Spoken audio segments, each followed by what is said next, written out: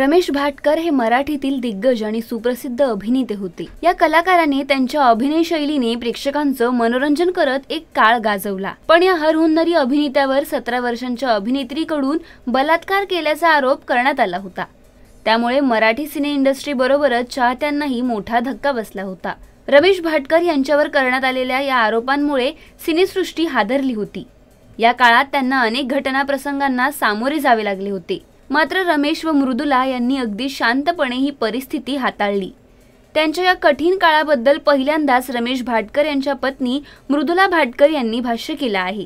आरपारला दिलेल्या मुलाखतीत मृदुला यांनी असं म्हटलं आहे की तेव्हा रमेशचं रिव्हिजन होतं, म्हणजे त्याला जिल्हा न्यायालयाने डिस्चार्ज केलं होतं आणि सरकारने त्याचं रिव्हिजन टाकलं, तर ते मला कळलंच नव्हतं की ते का टाकलं आणि त्यात काय होतं, पण सरकारने ते टाकलं। आता रिव्हिजन टाकल्यावर कायदेशीररित्या लढणं आम्हाला भाग होतं।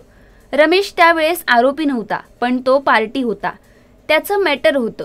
त्यामुळे सरकार विरुद्ध रमेश भाटकर अशी ती केस होती। हर्षवर्धन आणि सुप्रियाचं लग्न होतं, तर आमंत्रण देतोय म्हटल्यावर पत्रिकेवर रमेश आणि मृदुला कसं लिहिणार, कारण मग ते आमंत्रण पार्टीकडून दिलं गेलं असं असेल।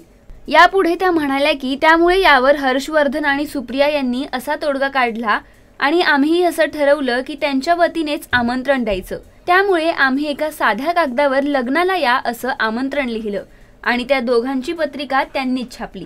म्हणजे आम्ही इतकी पथ्य पाळली की रमेश बरोबर कोणत्याही न्यायमूर्तीचा फोटो नाही। एका बाजूला रमेशच्या क्षेत्रातील सगळी कलाकार मंडळी आणि एका बाजूला माझ्या क्षेत्रातील न्यायाधीश आणि न्यायमूर्ती वगैरे होते। दरम्यान माहेरची साडी, दुनिया करी सलाम, अष्टविनायक अशा अनेक चित्रपटांतून रमेश यांनी प्रेक्षकांच्या मनावर अधिराज्य गाजवलं। हॅलो इन्स्पेक्टर, दामिनी, कमांडर अशा मालिकांमधील त्यांच्या भूमिका मोठ्या प्रमाणात गाजल्या। त्याचबरोबर त्यांनी अनेक नाटकांमध्येही मुख्य भूमिका केल्या होत्या। दिग्गज अभिनेते रमेश भाटकर यांनी 4 फेब्रुवारी 2019 रोजी प्रेक्षकांचा निरोप घेतला। त्यांच्या जाण्याने मराठी सिनेसृष्टी हळहळली होती।